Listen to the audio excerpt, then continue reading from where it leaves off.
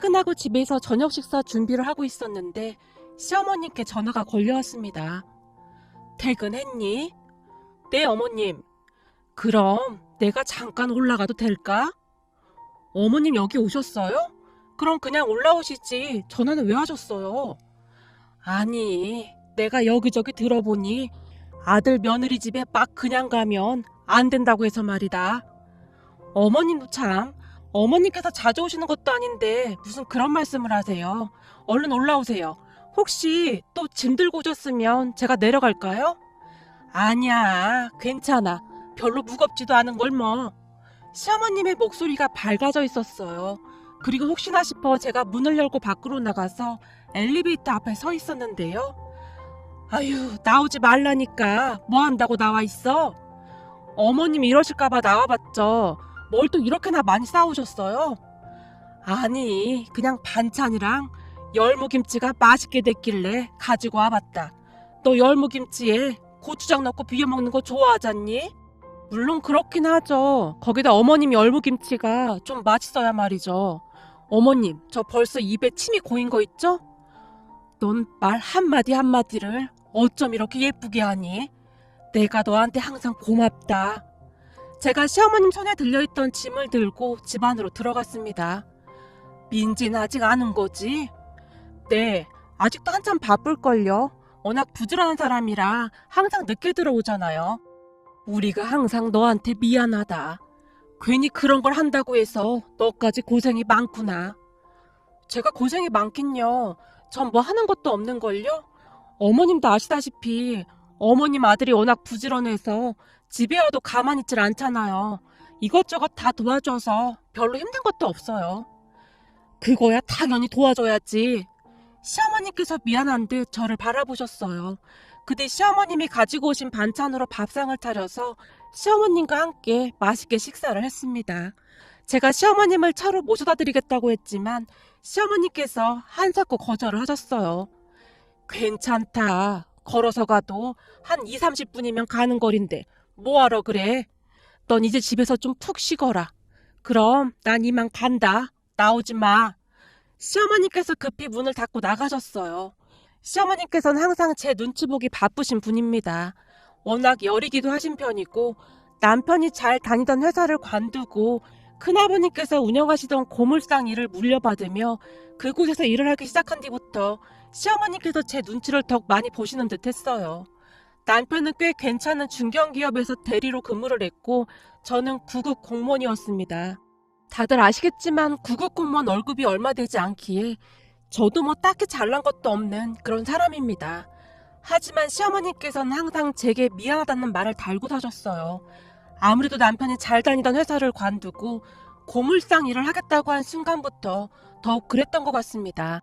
남편에게는 큰아버님이 한 분 계셨는데 큰아버님에게는 아들이 없었습니다. 딸만 둘이 있는데 두 딸들이 다 결혼을 했지만 고물상 일이 워낙 고된 일이다 보니 누가 맡아서 하고 싶다는 사람이 없었습니다. 결국 어느 날 큰아버님께서 남편을 불러앉혀놓고 조용히 말씀하셨어요. 너도 알다시피 내가 이 고물상을 이만큼 키워놨지 않니? 근데 자식들은 아무도 안 하겠다고 저 난리니 혹시 네가 한번 맡아서 해보는 건 어떻겠냐? 내가 그동안 피땀 흘려 읽어놓은 걸 다른 사람한테 넘기기가 아까워서 그래. 제가요? 지금껏 그런 일 한 번도 해본 적이 없는데 제가 할 수 있을까요? 네가 워낙 성실한 거 아니까 내가 너한테 말을 꺼낸 거 아니겠니? 너라면 충분히 잘 해낼 수 있을 거다. 그리고 이 고물상이라는 게 너만 열심히 하면 지금 네가 다니는 그 직장 월급보다는 많이 받을 수 있을 거야. 큰아버지께서 무슨 말씀하시는지는 잘 알겠어요. 근데 제가 홀몸도 아니고 우선 아내랑 상의 좀 해볼게요. 저도 너무나 갑작스러워서 바로 말씀드리기는 어려울 것 같아요. 남편이 저를 바라보며 우선 자리를 피하는 듯 했습니다. 그래, 그럼 잘 생각해보고 말해주렴. 요즘 내 몸이 예전 같지 않아서 되도록 빨리 결정해줬으면 좋겠구나. 사실 말이다. 고물상을 하고 싶다는 사람이 몇 명 있긴 하니까 너무 부담은 갖지 말고. 큰아버님께서는 남편에게 부담 갖지 말라는 말을 했지만 남편이 맡아서 운영해주길 바라는 듯한 그런 모습이었습니다. 아니, 아주버님은 자꾸 왜 그러는지 모르겠네. 그렇잖아도 네 큰아버지가 며칠 전에 집에 와서 우리한테 물어보길래 내가 절대 안 된다고 펄쩍펄쩍 뛰었었는데 그여 니들한테 그런 말을 했어? 너 그거 할 생각 하지도 마. 그게 얼마나 고된 일인 줄 알기나 해. 네 직장도 나름 탄탄한데 네가 뭐하러 그런 일을 해. 그냥 지금 다니는 회사나 잘 다녀. 엄마, 우리 회사가 탄탄한 건 맞는데 얼마 전에 우리 부장님 한 분이 회사에서 쫓겨나다시피 나갔어. 그분 일도 잘하고 회사에서 평판도 좋은 분이셨거든. 근데 뭘 잘못했는지는 잘 모르겠는데 회사에서 하루아침에 그냥 나가라는 뉘앙스로 말을 했다나 봐. 요즘 회사가 다 그래. 월급쟁이는 그냥 파리 목숨이라니까. 그래서 말인데 큰아버지가 하는 일 난 한번 배워보고 싶어. 물론 힘들긴 하겠지만 그만큼 돈만 벌 수 있다면 그게 뭔 대수겠어? 젊어서 고생은 사서도 한다고 하는데 네가 지금 정신이 나가도 보통 나간 게 아니구나. 너 그거 하려면 꼭 또 새벽부터 일어나서 밤 늦게까지 일해야 해. 그게 사람 사는 게 아니다 그 말이야. 거기다 사돈들한테는 뭐라고 할 거야. 그렇잖아도 며느리가 공무원이라 내가 항상 미안한데 처갓집 가서 장인 장모님 저 고물상 한번 해볼까 합니다. 이렇게 말할래? 네 장인 장모가 퍽이나 좋아하겠다. 정신 차려 이놈아. 그러니까 딴 생각하지 말고 회사나 잘 다닐 생각해. 그렇게 뒷짐만 지고 있지 말고 당신도 뭐라고 말 좀 해봐. 시어머니께서 시아버님의 팔을 툭 하고 쳤지만 시아버님은 그저 긴 한숨만 내실 뿐이었어요. 하지만 남편은 뜻을 굽히지 않았는데요. 당신은 어때? 당신만 괜찮다고 하면 난 한번 해보고 싶은데 물론 당신이 하지 말라고 하면 그냥 접을 거고. 남편이 저를 뚫어지라 바라보며 물었는데 시어머니께서 제 손까지 덥석 잡은 채 말씀하셨어요. 예, 안 된다고 해라. 절대 안 된다고 해. 엄마, 이건 반칙이지. 그냥 좀 둬봐. 본인 스스로 생각하게 해야 할 거 아니야. 저는 이 사람이 뭐라든 그냥 믿어주고 싶어요. 워낙 성실한 사람이라 뭐라든 잘 할 수 있을 거고 본인이 하고 싶은 걸 해야 나중에 후회도 없을 것 같고요. 난 그냥 당신 편이니까 당신이 하고 싶은 대로 해. 얘, 너까지 왜 그러는 거냐? 너라도 말려야 할 거 아니니? 아싸, 역시 우리 아내가 최고란 말이야. 알았어. 당신만 괜찮다면 그걸로 됐어. 며느라, 너 잘 생각해봐라. 누가 너 보고 네 남편은 무슨 일 해? 이렇게 물어보면 고물상해. 이렇게 대답해야 하는데 그래도 괜찮단 말이냐? 고물상이 뭐가 어때서요? 사실 이 사람 회사 다니면서 맨날 스트레스 받았었는데 오히려 그게 속편할 수도 있을 것 같아요, 어머님. 회사에서 받는 스트레스도 만만치 않거든요. 거기다 고물상은 본인만 열심히 하면 오래오래 할 수도 있다고 하니까 전 괜찮아요. 고물상 하는 게 뭐가 창피해요? 정직하게 땀 흘려서 돈 버는 일인걸요? 아유, 둘이 아주 똑같구나, 똑같아. 나도 모르겠다. 니들이 알아서 해. 시어머니께서 자포자기 하신 듯 긴 한숨을 내쉬었어요. 그렇게 남편은 회사를 그만두고 고물상 일을 시작하게 되었습니다. 물론 시어머니 말씀처럼 일을 시작한다고 했을 때 주변에서 다들 좋지 않은 시선으로 바라보곤 했는데요. 친정 부모님조차도 아연실색한 채 말을 잇지 못했으니까요. 특히나 제 친구 중 한 명은 대놓고 비웃기까지 했고요. 뭐야, 네 남편이 고물상을 시작한단 말이야? 그러니까 막 고철 같은 거 주우러 다니고 그런 거 한다 그 말인 거지? 뭐 따지고 보면 그렇긴 한데 기존에 큰아버니께서 단골을 많이 뚫어놓아서 그나마 남편은 조금 수월한 편인가 봐. 진짜 웃긴다. 아니 남자가 얼마나 능력이 없으면 고물상을 할 생각을 해? 거기다 네 남편 그렇게 안 봤는데 진짜 무책임해 보인다. 나중에 애라도 태어나봐. 학교에서 아빠 직업란을 쓰라고 하면 거기다 고물상이라고 써야 하잖아? 우와, 이거 완전 진짜 망신 아니냐? 애가 얼마나 창피하겠어. 그리고 네 남편 말이야. 회사 관뒀다고 하지만 혹시 잘린 거 아니냐? 어디 갈 데는 없고 그러니까 그냥 고물상 한다고 한 거 아니냔 말이야. 친구 선아가 대놓고 비웃어댔지만 또 다른 친구 나영이가 그런 선아를 나무랐어요. 야, 넌 뭘 그렇게 안 좋게 말하냐? 고물상도 엄연히 사업인 거야. 그리고 내가 듣기론 고물상에서 돈 잘 버는 사람은 한 달에 1,000만 원도 그냥 우습게 번다고 하더라고. 돈 1,000만 원 같은 소리 하고 있네. 그까지 고물 주어서 무슨 돈을 벌겠냐? 그렇게 따지면 이 세상에 가난한 사람 하나도 없겠네. 그리고 그딴 걸로 그렇게 돈 잘 벌면 굳이 좋은 대학 가려고 다들 왜 기를 쓰고 공부하겠냐? 그게 다 능력 없는 사람들이 딱히 뭘 할 건 없고 그러니까 그냥 그렇게 지어낸 말이야. 말이 되는 소리를 해야지. 우리 남편만 봐도 딱 답이 나오잖아. 좋은 대학 나와서 사업하는데 지금 남부럽지 않게 잘 살고 있잖아. 선아가 대놓고 우리 남편과 자기 남편을 비교하기 시작했어요. 선아와 나영이, 그리고 저는 고등학교 때부터 단짝 친구입니다. 선아는 학교 다닐 때부터 성격이 좀 특이했는데요. 나영이와 저에 비해 공부를 잘 못했던 선아는 어렵게 전문대학에 들어갔습니다. 그래서 그랬는지 선아는 나영이와 저에게 약간의 자격지심 같은 게 있었던 것 같습니다. 그러던 어느 날 부자 남편을 만나서 결혼한 선아의 행동이 조금씩 변하기 시작했습니다. 니들 공부 잘해봐야 아무 소용도 없다. 여자는 얼굴이 전부야. 나 봐봐. 얼굴 손 좀 봤더니 남편 잘 만나서 얼마나 잘 살고 있니? 우리 결혼할 때 남편이 아파트도 하나 해오고 거기다 사업도 크게 하고 있잖아. 근데 니들은 학교 다닐 때 공부만 잘했지 사는 게 영 그렇잖아? 라는 말을 달고 살았으니까요. 처음에는 그런 선화를 이해해보려고 노력했지만 그러한 것도 한두 번이지 만날 때마다 우리 시댁과 남편을 대놓고 무시했기에 조금씩 거리를 두고 있었어요. 저뿐만 아니라 나영이도 같은 생각인 듯 했고요. 그러던 어느 날 선아가 드디어 일을 내고 말았는데요. 나영이와 선아가 주말에 우리 집에 놀러 오겠다고 했습니다. 나영이는 그렇다 치더라도 선아는 영 마음에 들지 않았기에 안 왔으면 했지만 그랬다가는 또 며칠을 달달 볶아댈 게 분명했고 마지못해 우리 집에 초대를 했습니다. 그런데 역시나 집에 들어서던 나영이와 선아의 반응은 극과 극이었는데요. 집에 커튼이랑 다시 바꾼 거야? 예쁘다. 집이 훨씬 화사해진 것 같아. 넌 어쩜 이렇게 인테리어를 잘하는 거야? 소품 하나하나가 진짜 너무 예쁜 것 같아. 나영이가 집안을 둘러보며 신기한 듯 이것저것 구경하고 있었어요. 그럼 그런 거라도 잘해야지. 안 그럼 이런 작은 집이 뭐 볼 거 있겠냐? 넌 이런 데서 살면 안 답답해? 집이 좁아도 너무 좁다. 나중에 애 태어나면 이런 작은 집에서 살기 힘들 텐데 요즘엔 애들끼리도 니네 집 몇 평이냐고 묻는다고 하잖아.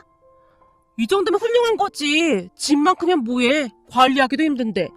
힘들긴 뭐가 힘들어. 도우미 아줌마 일주일에 몇 번씩 부르면 되는데. 뭐야, 너 도우미 아줌마도 불러? 근데 넌 회사도 안 다니잖아. 그럼 살림 정도는 네가 해야 하는 거 아니냐? 그니까 니들이 없는 사람 취급받는 거야.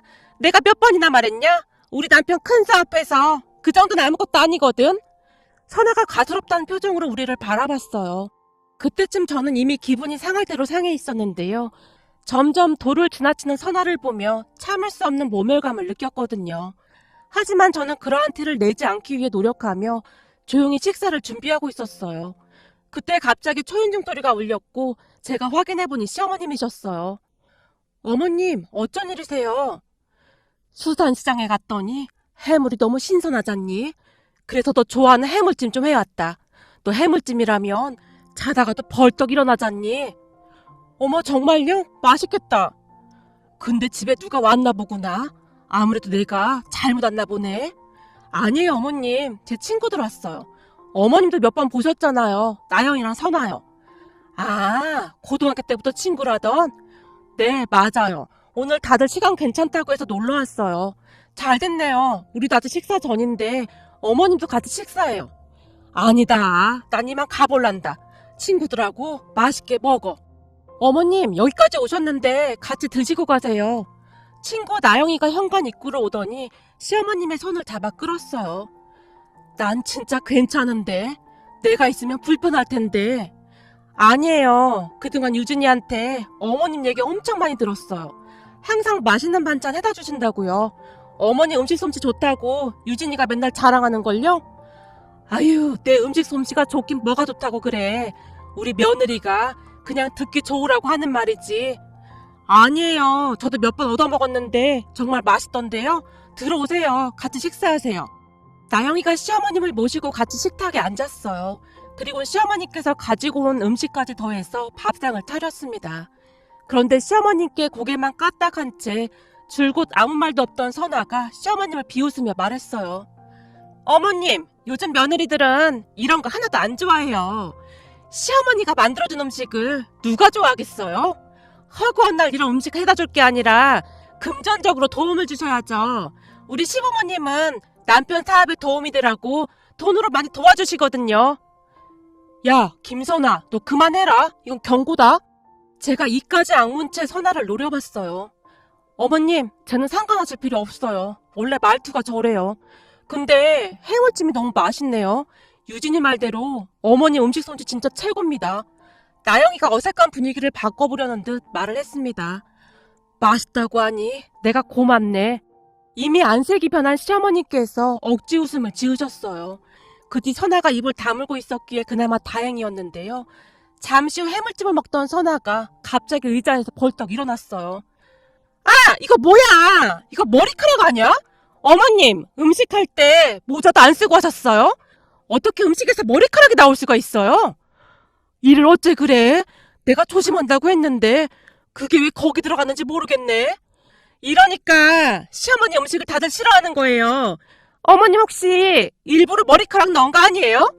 선아야, 너 지금 뭐 하는 짓이야? 그때쯤 저는 정말 많이 놀라 있었는데요. 평소 선아가 조금 막무가내인 건 알고 있었지만 그 정도까지인 줄은 정말이지 꿈에도 모르고 있었거든요. 아무리 개념이 없다고 해도 그렇지 친구 시어머니한테 그러한 행동을 할 사람이 몇이나 되겠습니까? 하지만 선아는 거기서 멈추지 않고 계속해서 막말을 해댔습니다. 내가 여기저기서 들었는데 시어머니들이 며느리가 미워서 가끔 일부러 음식에 머리카락도 넣고 그런다고 하더라고. 사실 넌 공무원이고 니네 남편은 고물상 일을 하고 있으니까 니네 시어머니 입장에서는 네가 좀 얄밉지 않겠냐? 그걸 자격지심이라고 하는 거거든. 제 말이 맞죠? 뚫린 입이라고 선아가 아무 말이나 마구마구 쏟아내고 있었어요. 그 순간 제가 이성을 잃은 채 선아를 노려보며 선아 앞으로 다가가고 있었는데요. 나영이도 저만큼이나 놀랐던지 앞에 있던 물컵을 들어 순식간에 선아 얼굴에 확 뿌려버렸습니다. 야! 너 뭐하는 거야? 너야말로 뭐하는 거냐? 너 이 정도밖에 안 되는 인간이었니? 너 당장 나가. 네 얼굴에 해물찜 버무려버리지 않은 걸 다행으로 생각해. 너랑 친구 관계는 오늘로 끝이니까 잘난 네 남편이랑 잘 먹고 잘 살아라. 그리고 직업에 귀천이 어딨어? 고물상에 뭐가 어때서? 난 유진이 남편 엄청 대단하다고 생각해. 열심히 사는 게 그게 뭐가 잘못된 거냐? 네가 뭔데 그딴 식으로 말을 해. 무식한 말미잘 같은 것이. 그러니까 당장 꺼져. 뭐? 말미잘? 너 말 다 했어? 그래, 말 다 했다. 그리고 너 가기 전에 어머니께 사과드려. 아니다. 너같이 인간 같지 않은 것이 사과를 해서 뭐 하겠냐. 그냥 가라. 당장 나가. 나영이가 거실 소파에 있던 선아 핸드백을 현관 쪽으로 집어 던졌어요. 야! 너 이거 얼마짜리인 줄 알고 이러는 거야? 니들은 구경도 못하는 그런 한정판 백이란 말이야. 백만 명품이면 뭐 하겠냐. 사람이 말미잘인걸. 유진아, 세상 참 좋아졌다. 요즘은 말미잘도 명품백을 가지고 다니네. 안 그래? 나영이가 들은 척도 하지 않고는 선아를 내쫓아버렸습니다. 니들 나중에 후회하지 마. 무식한 기집애들. 선아가 씩씩대며 나갔지만 우리는 들은 척도 하지 않았습니다. 그렇게 다 같이 다시 식탁에 앉았는데요. 어머님, 정말 죄송합니다. 제가 대신 사과드리겠습니다. 선아, 저것이 좀 개념 없는 건 알고 있었는데 이 정도일 줄은 꿈에도 몰랐습니다. 정말 죄송합니다. 아니야. 괜히 찾아와서 나 때문에 소란이 일어난 것 같아서 오히려 내가 미안하네. 아닙니다. 어머님께서 죄송할 게 뭐가 있어요. 그나저나 분위기가 좀 그렇긴 한데 저 이 해물찜 계속 먹어도 괜찮을까요? 지금 이 상황이 해물찜을 먹을 상황이 아닌 건 알고 있지만 너무 맛있어서요. 그럼요. 얼른 먹어요. 나영이가 멋쩍은 듯이 배시시 웃으며 시어머님에게 말을 했고 시어머님의 눈시울이 붉어져 있었습니다. 저는 그날 일이 절대 잊혀지지가 않습니다. 사람이 살면서 진실된 친구 한 명만 있다면 그걸로도 성공한 삶이라고 하잖아요. 나영이는 제게 그런 친구였거든요. 그리고 그 뒤 우리 남편은 정말 열심히 일을 했습니다. 저도 시간이 날 때마다 남편을 도와주러 갔는데요. 아유, 젊은 사람들이 아주 보기 좋네. 요즘 젊은 사람들은 이런 험한 일 안 하려고 하는데 부부가 아주 보기 좋아. 그러게 말이야. 거기다 김 사장 집사람이 공무원이래, 공무원. 근데 어쩜 저렇게 털털하니? 착한지 모르겠네. 그래서 그런 말이 있는 거잖아. 끼리끼리 만난다고. 아내나 남편이나 착한 사람들끼리 만난 거 아니겠어? 주변 어르신들이 한마디씩 하곤 했습니다. 거기다 다행히 큰아버님이 꽤 많은 당구를 만들어 놓으셨기에 남편의 수익은 나날이 좋아져 갔습니다. 이 고물상이란 직업을 좋지 않게 보는 사람들도 많은데요. 고물상은 땀과 노력을 배신하지 않는 그런 직업이었습니다. 그러니까 열심히만 하면 얼마든지 수익을 낼 수 있는 그런 직업이었어요. 또한 남편은 시간이 지나면 지날수록 주변 사람들에게 평판이 좋아져 갔습니다. 거기다 얼마 뒤 알게 된 사실인데 큰아버님 또한 그동안 주변 분들에게 좋은 일을 꽤 많이 하셨더라고요. 폐지 줍는 어르신들을 도와드린 건 말할 것도 없고 그분들에게 어려운 일이 있을 때마다 팔까지 걷어붙인 채 도와드렸다고 했으니까요. 그런 와중에 우리 남편도 그런 큰아버님의 뜻을 받들어 주변의 어려운 분들을 계속 돕곤 했습니다. 사람이 착하게 살면 그만큼 복이 온다고 하잖아요. 남편의 행실이 좋다는 소문이 여기저기 퍼지기 시작하면서 고물상 사업은 그야말로 승승장구하게 되었습니다. 한마디로 말해서 회사를 다닐 때보다 수익이 몇 배는 더 늘어났거든요. 그 바람에 친정 부모님과 시부모님께 차도 한 대씩 사드릴 수 있었고요. 우리가 고물상을 운영하면서 제일 기억에 남는 분이 한 분 있었는데요. 할머님 한 분이 어린 손녀와 함께 살고 계셨는데 종이박스나 공병을 주어 생계를 이어가고 있었어요. 어느 날 우연히 봤는데 할머니가 끌고 가는 손수레를 손녀가 뒤에서 그 작은 손으로 밀고 있었거든요. 멀리서 그 모습을 보고 얼른 뛰어가서 제가 같이 밀어주면서 친해지게 되었고 남편과 제가 오며 가며 할머님과 손녀를 챙겼습니다. 그 할머니 손녀 이름이 채림이었는데 시간이 지나 채림이가 초등학교에 들어갔어요. 초등학교에 들어가기 전 제가 학용품이랑 가방 같은 것을 사서 가져다 주기도 했습니다. 아유, 뭘 이런 걸 다 사왔어요. 맨날 고마워서 어째요? 아니에요. 우리 채림이가 너무 예뻐서 주는 선물이에요. 할머니는 항상 제게 고맙다며 눈시울을 붉히셨어요. 그러던 어느 날 어버이날이 되었는데요. 남편이 잔뜩 흥분한 목소리로 제게 전화를 했습니다. 여보, 우리 채림이가 말이야. 오늘 뭘 가지고 왔는 줄 알아? 채림이가 뭘 가져왔어? 뭘 가져왔는데? 세상에나 직접 만든 카네이션을 가지고 왔지 뭐야. 근데 너무 예쁜 거 있지? 당신 거랑 내 거랑 두 개나 만들어 왔더라니까. 남편이 감격스러운 듯 외쳤습니다. 정말? 채림이 너무 기특하다. 그럼 오늘 난 채림이가 제일 좋아하는 치킨 사줘야겠다. 정말 너무 뿌듯하네. 저도 덩달아 목소리가 떨리고 있었어요. 그날 고물상에 가서 채림이가 만든 카네이션을 단 채 치킨을 들고 채림이네 집에 가서 고맙다는 말을 몇 번이나 했나 모르겠습니다. 그 뒤에도 채림이랑 우리 부부는 참 잘 지냈어요. 그러면서 우리에게도 얼마 뒤 딸과 아들이 태어났고 채림이는 마치 친동생 마냥 우리 아이들을 그렇게 예뻐한답니다. 그랬던 채림이가 벌써 중학생이 되었으니까요. 그리고 우리 부부는 채림이의 후견인이 되어 학교 행사부터 이것저것을 다 챙기는 사이가 되었답니다. 아무래도 채림이 할머니께서 연세가 있으셔서 챙기기 어려운 부분이 많았거든요. 덕분에 저는 채림이 학교에 이모라는 이름으로 면담도 가게 되었네요. 지금은 아주 조심스럽지만 만약 가능하다면 채림이를 우리가 입양하고 싶다는 생각도 하고 있을 정도랍니다.